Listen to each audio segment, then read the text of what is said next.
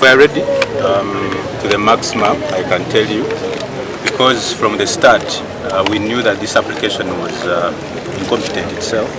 It was a non-starter. It had no journey, it had no life. So today when we came, we think that the lawyers did the right thing of advising their client to withdraw it. It had no life, it had no journey. The only unfortunate part is that our client continues incurring costs in lawyers. We thought the court would listen to our plea to at least have this application withdrawn with the costs. The court has, in its discretion, said no, let each party bear its costs. We are not happy that our client has not been reimbursed for what she has actually incurred. But overall, we are happy that at least we have an end to this unending litigation which has come right out from the Chief Magistrate's Court. Tegese kitukoze bubi kubanga twasuze twetegeka tusoma wano na wali okulaba ngo musango guno nago tugutayiza abakulu abaguwaba bali bakimanyi nti omusango tegulina lugendo kubanga bwotunuliramu engeri omulamuzi wa kooti eyowansi yataputamu ensonga n'atuuka n'abala obululu n'azuula nti obululu bwa client Honorable Justin tebwabalo n'amulangira. Twalowooza nti omuntu yenna eyali agoberedde process eyo yali talina nsonga yonna emutwala mu kooti nkulu. Tuba tuli awo nga bagenze mu kooti enkulu ensonga ze basaba ze bemulugunya nga tetulowooza nti zeezo ze bateekwa okutwala mu kooti enkulu. Era olwaleero kitukoze bulungi nti balooya bakitunuddemu, balooya b'omuwaabi ne bamanya nti omusango guno tegulinamu bulamu bwonna, omusango tegulina we gulaga ne bagugjayo. Kitusanyudde ku sayidi endala ne kitukolamu bubi kubanga tubadde tusaba omulamuzi abantu bano abalagire batuliyirire kubanga kiranti waffe buli lunaku bamutwala mu kooti.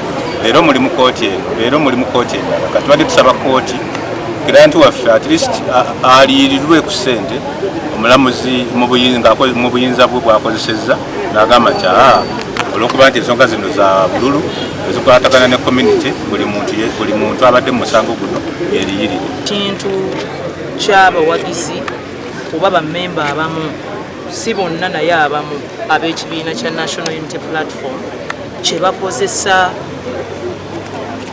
okuvvoola oba okusekeeterera oba okukkakkanya abalamuzi abamu abaali beesimbyewo mu kibiina kya NRM. Tufunye nga Masaka City kibadde kya buswavu nnyo omuntu okuyimirira mu kkooti n'atandika okugamba omulamuzi nti omulamuzi oyo talina kuwulira misango nga gino kubanga edde nnyo myaka 15 emabega yeesimbawo mu kamyufu k'NRM. Ate nga ye Nalubowa gwe bali mu kuwolereza akutte kaadi ya Nuupu yakeesimbawo emirundi 3 nga yeesimbawo nga mmemba w'NRM mu kamyufu k'NRM. Teyafuna bufunye mukisa kuwangula kuba omumyufu bonna mwe yeesimbanga baalinga bamuwangula nga nange bwe namuwangudde wano e Masaka.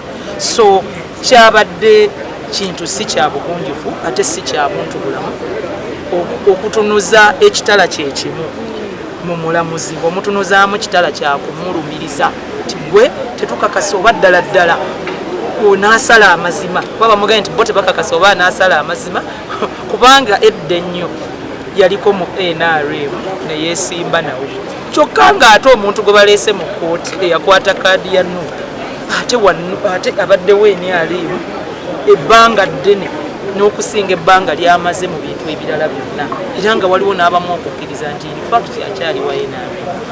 Omulamuzi ankoze bulungi n'abagamba nti ebibiina by'ebyobufuzi si ntalo nga bo bwe bakifuba wabula kibeera bubeezi kyaputa mu bulamu bwa muntu nti aba yabyenyigiramuko ne biyitamu oba ne bigaana. So nsaba ekintu ekyo nga bannayuganda twawule nya tatuddeyo nnyo ku mulamuzi Albert Asiimwe kye yatugamba omusajja oyo alina kye yaddiringana naye bannaffe abamu bakyetudde kuba yayogeranga nti political legal questions ebibuuzo nga byamateeka